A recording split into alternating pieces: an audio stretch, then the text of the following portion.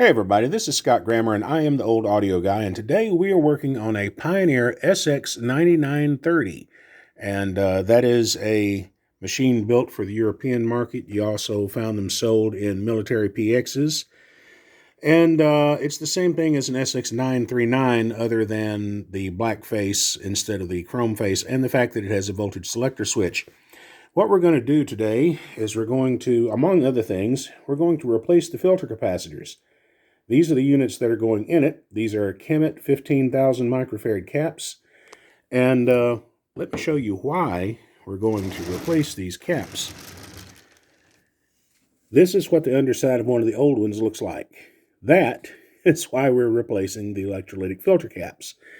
And the other one is beginning to, you can't really see it on camera here, but it's beginning to build up some pressure inside. The rubber seal on the bottom of the cap is kind of pooched out in the middle.